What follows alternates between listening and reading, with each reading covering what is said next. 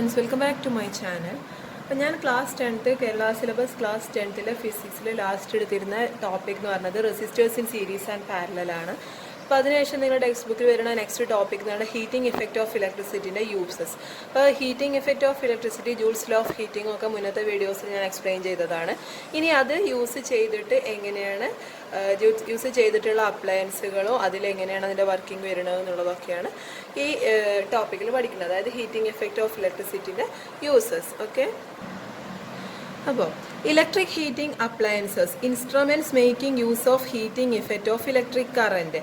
Electric കറൻറ്റിൻ്റെ heating effect use ചെയ്യുന്ന ഇൻസ്ട്രുമെൻറ്റിനെയാണ് നമ്മൾ ഇലക്ട്രിക് ഹീറ്റിംഗ് അപ്ലയൻസസ് എന്ന് പറയുന്നത്.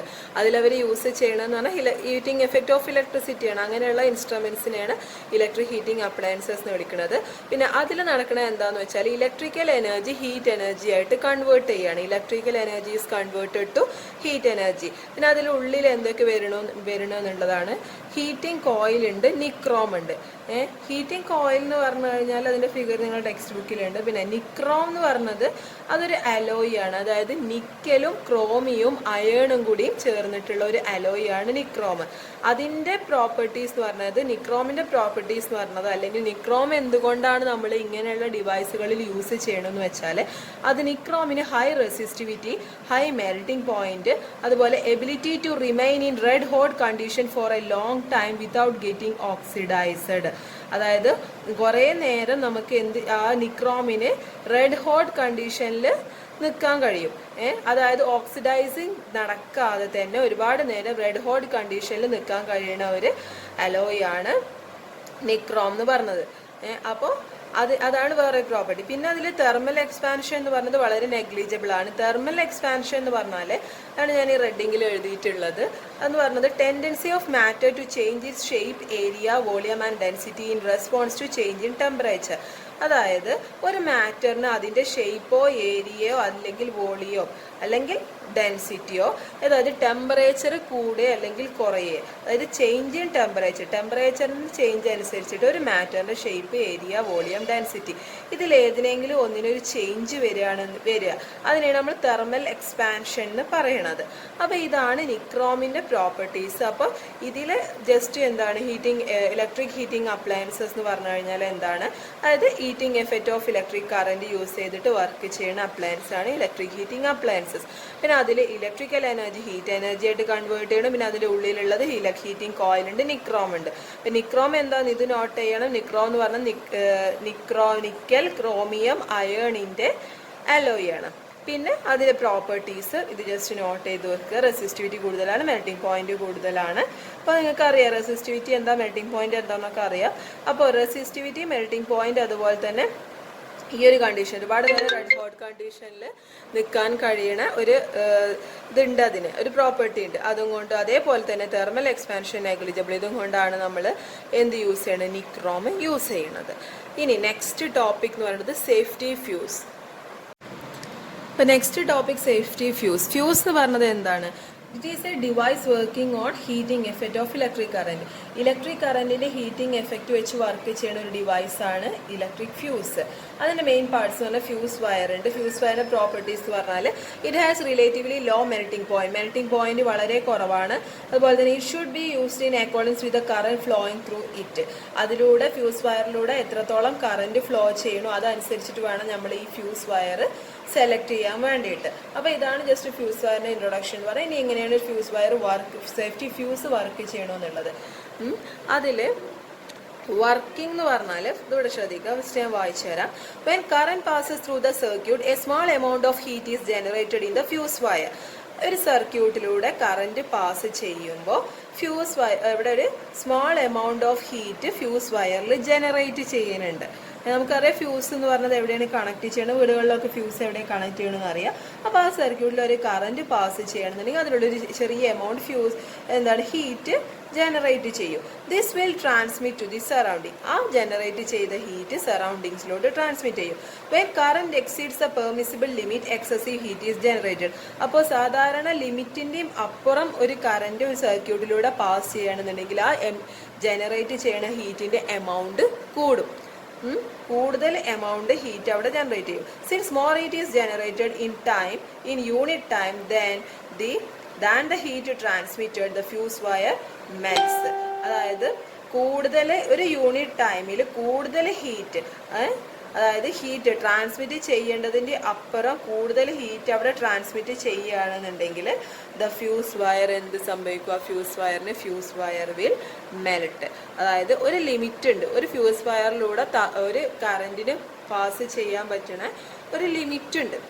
ആ ഒരു കറണ്ടിനെ ആ ഫ്യൂസ് വയർ താങ്ങുള്ളൂ. അപ്പോൾ അതിൻ്റെയും കൂടുതൽ വന്നു കഴിഞ്ഞാൽ അവിടെ കൂടുതൽ ഹീറ്റ് ജനറേറ്റ് ചെയ്യും. കൂടുതൽ ഹീറ്റ് ജനറേറ്റ് ചെയ്ത് കഴിഞ്ഞാൽ ആ ഫ്യൂസ് വയർ അവിടെ മെൽറ്റ് ആവും. അപ്പോൾ ഫ്യൂസ് വയർ അവിടെ മെൽറ്റായി കഴിഞ്ഞാൽ പിന്നെ കറണ്ട് നമ്മളെ അപ്പുറത്തേക്കുള്ള സർക്യൂട്ടിലോട്ട് പാസ് ചെയ്യണില്ല. അതായത് ഇപ്പോൾ ഫ്യൂസ് നമ്മളൊരു വീടിൻ്റെ പുറത്താണ് വെക്കണമെന്നുണ്ടെങ്കിൽ അവിടേക്കാണ് ഫസ്റ്റ് ആ ഫ്യൂസ് വയറിലൂടെയാണ് ഫസ്റ്റ് ഈ ഓവർ കറണ്ട് വരുന്നത്.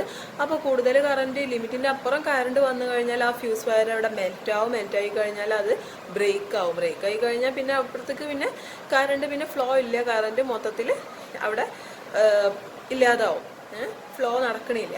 അപ്പോൾ അങ്ങനെയാണ് ഒരു ഫ്യൂസ് വയർ നമ്മൾ പ്രൊട്ടക്ട് ചെയ്യണം. അതാണ് this way safety fuse protect us and appliances from danger when an excess current flows through the circuit. അപ്പോൾ നമ്മളെയും അതുപോലെ തന്നെ നമ്മളെ വീട്ടിലുള്ള അപ്ലയൻസസിനെ ഒക്കെ ഡേഞ്ചറിൽ നിന്ന് ഇങ്ങനെയാണ് ഒരു ഫ്യൂസ് വയർ പ്രൊട്ടക്ട് ചെയ്യണത്, അല്ലെങ്കിൽ സേഫ്റ്റി ഫ്യൂസ് പ്രൊട്ടക്ട് ചെയ്യണത്.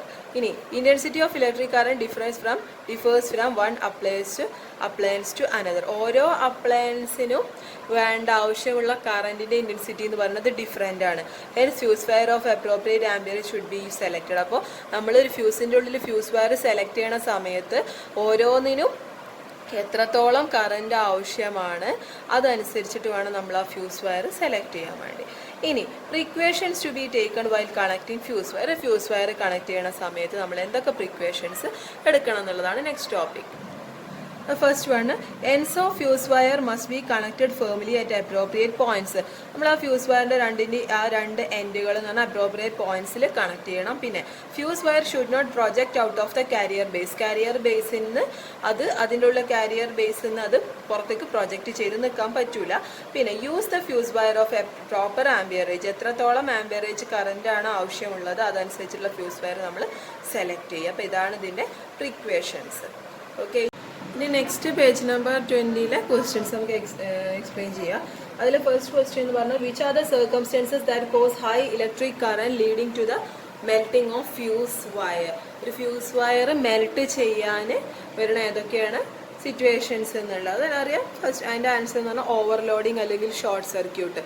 ഓവർലോഡിങ്ങോ അല്ലെങ്കിൽ ഷോർട്ട് സർക്യൂട്ടോ സംഭവിക്കുമ്പോഴാണ് നമുക്ക് ഫ്യൂസ് വയർ അവിടെ മെൽറ്റ് ആവുന്നത്. പിന്നെ second question, how is the fuse wire connected to a circuit in series or parallel.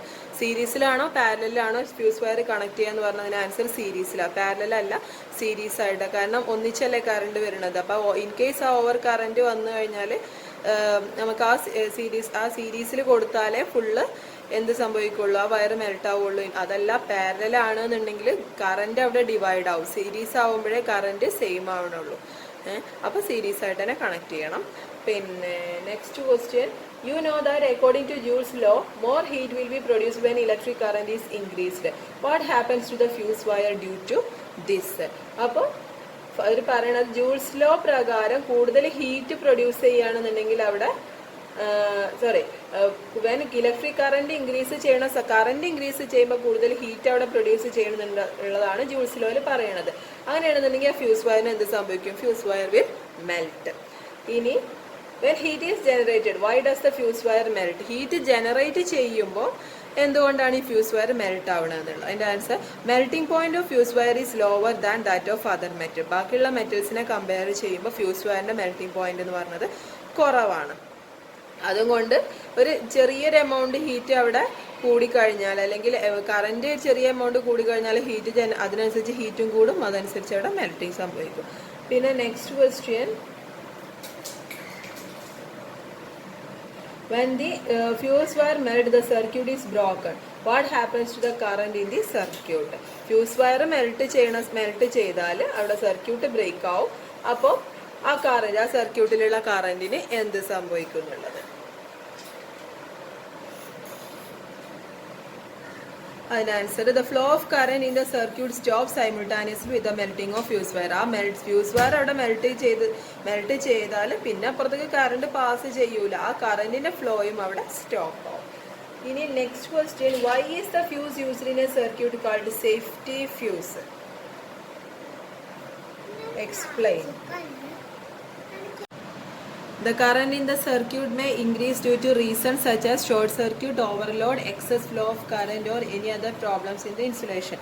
ഒരു സർക്യൂട്ടിലെ കറണ്ട് എപ്പോഴൊക്കെ കൂടാം?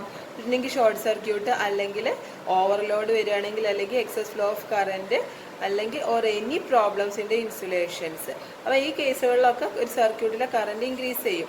അത് higher the temperature produce in the circuit makes the fuse wire to melt and the flow of current stop. ആ സർക്യൂട്ടിൽ produce ചെയ്ത temperature കൂടിയാൽ അവിടെ ഫ്യൂസ് വയർ എന്താവും? മെൽട്ടാവും.